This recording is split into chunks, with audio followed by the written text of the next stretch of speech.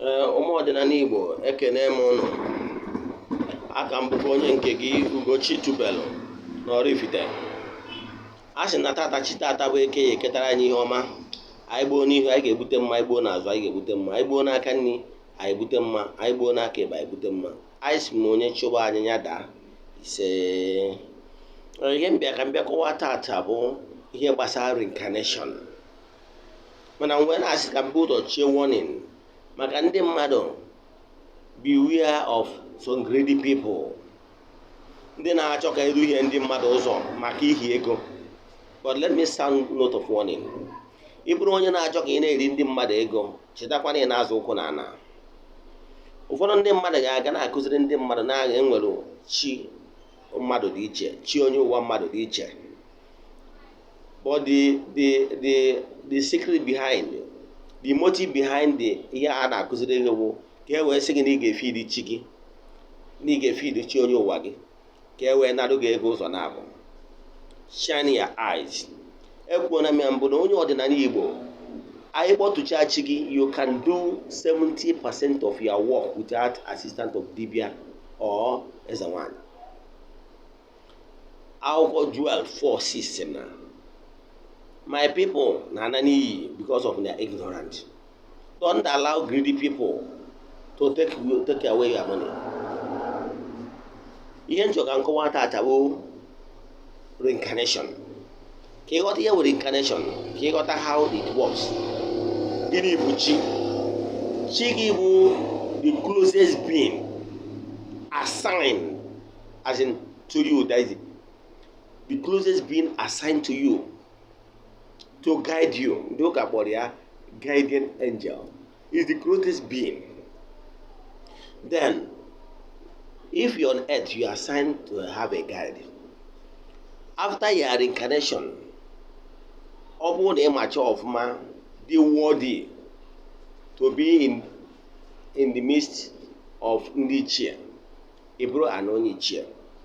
The earthly life, every human spirit will assign how long time ọ ga-ebi n'ụwa wee nwee ike perfect onwe ya, ka ọ ga-abụ ọbụ na obi ndụ tosịrịnụ wee kpọọ ụzọ n'otu ndị ichie.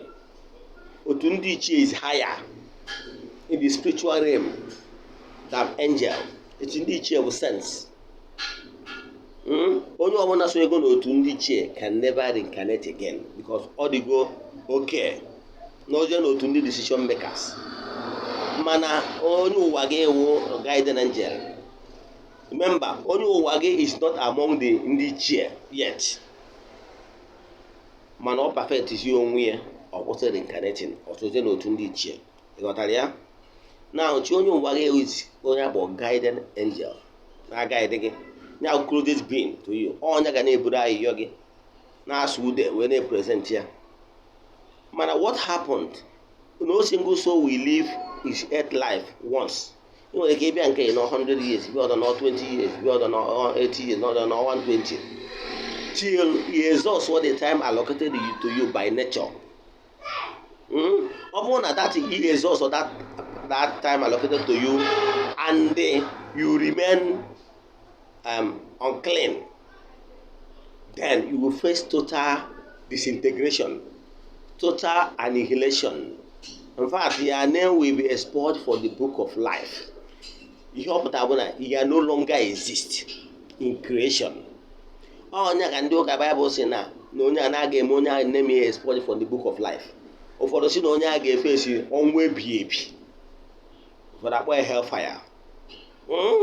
Mana ọdịnala Igbo na ọ bụrụ na ị exhaust your time given to you to be perfect, ka iwe nwee ike so n'otu ndị ichie, you will be demoted or banished totally in existence, or some of them will be demoted into maybe animal or traits.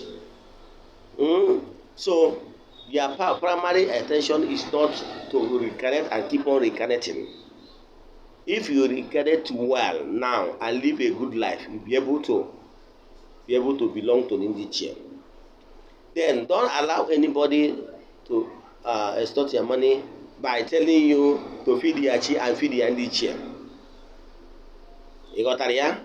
Now, ihe na-achịkwa gbasara reincarnation, why ndị mmadụ ga-eji ghara ịma who they are in the previous earth life. Example, you are a professor. Amamihe nke ụwa niile ịma ahụ na brain gị ka ọ dị, and that your brain belong to your body, the clock. And when somebody pass on, what really happened is that the spirit, which is the core man, left the body. As no onye pass on.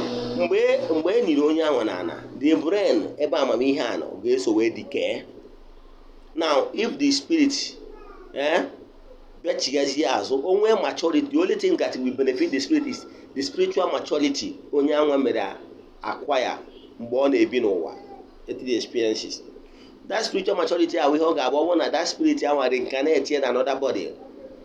O nwere ike ọ nwezie amamihe or spiritual power karịa ibie. Onye bata na nwere ike ịfụ people of the same age, let's say 30 years, mana ha kwuo okwu ifu na o nwere onye nwere amamihe karịa ibie, o nwere onye nwere spiritual power karịa ibie. Ihe na-aka ọsọ nke ahụ because of how many years and the experience and how many times of reincarnation each and every one of them mere. Onye bata na age nwere ike ịbụ ofu, mana amamihe na nghọta abụrụ ofu. Ịghọtara ya? Nke a bụ ofu. Then nke bụ abụ na ihe bata na onye ahụ ama ebe ihe ọ bụ na o nwere ike na ahụ ya ahụ, unless few individuals bụ ndị enyere knowledge nwere ike inweta fenti of who they are in the previous earth life, of individual ka enye this privilege. So ọ bụrụ na ibicha ndụ gị, onye batara na ihe gosi na ihe wuri real man is the spirit. Onye batara onwe ha na-akpọ iyi ụwa. Onwe onye ga-anọ n'ụwa nke mbụ wee na-alọngụ na-advance towards the passiveness, passive radiation, longing, passive longing. The only day to anwa na dancing to a tone of ịbụ nwaanyị. Onwe ka ọ nwụrụ nwoke ka ọ bụ na previous earth life. O wee na-asị na ihe ụwa ọzọ ya mere ya ga-abụ nwaanyị. Onye bata na onye ahụ nwere ike bata na nwere nke ihe ịfụ onye obu nwoke n'ụwa mbụ ọnụ ụwa ọzọ ọ bụrụ nwaanyị. That is onwe ụdị ahụ nwaanyị. Mana the inner souls, real souls ya bụ nwoke. Onye bata na ụfọdụ maka akwụkwọ na na-agbara ndị mmadụ afọ onye ụwa. Ọ nwere nwaanyị nwoke ya ahụ ịfụ agbara ya afọ onye ụwa, mana ụlọ onye nọ n'ụwa bụ nwaanyị. Mana abịa na representative ọ nwoke. Ihe ụwa mmadụ na ọchịchị obi mmadụ bụ ihe na-eme onye abịawazi ụwa ọzọ o take on woman blood. Onwe oyi nwaanyị, mana na mmụọ na n'ime bụ mmụọ nwoke. So mana ịbata na onye ama amatazi onye ọ bụ mbụ bụ na ụbụrụ ahụ o ji wee gụọ akwụkwọ ahụ wee bụrụ prọfesọ so na ndị dike. Mana amamihe na spiritual benefit o nweta from the previous earth life bụ ihe na-eme impress in the heart, in the soul, in the spirit. All that soul ahụ nkere reincarnate. Onye agbata na abezie na mmadụ, ndị mmadụ na-akpa agwa bifo onye nwere spiritual power karịa bifo onye ka dị more matured in reasoning. Previous earth life onye anwa so contribute why ọ dị onye agbata na why fụrụ onwe ndị nọ na kindergarten, nwe ndị nọ na primary, nwe ndị nọ na university, that is mahadum level, and understanding and spiritual power. Oge atụrụ achọ nka vidio atụ ogologo too much. Onwe ihe ghọtara na ihe nkụziri na ihe gbasara reincarnation. Akụzigo so many things. Part 2 nke a na-akụzi nọ reincarnation part 4. Onwe ihe ghọtara ma ya, here have my message, my WhatsApp number. Send them message ka nkọwalụ gị.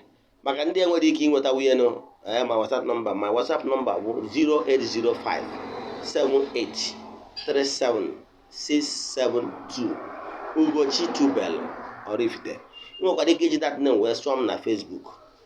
Na Facebook and me post na that's my Facebook name, and me post videos of my daily teachings on ordinary Igbo makano dalono.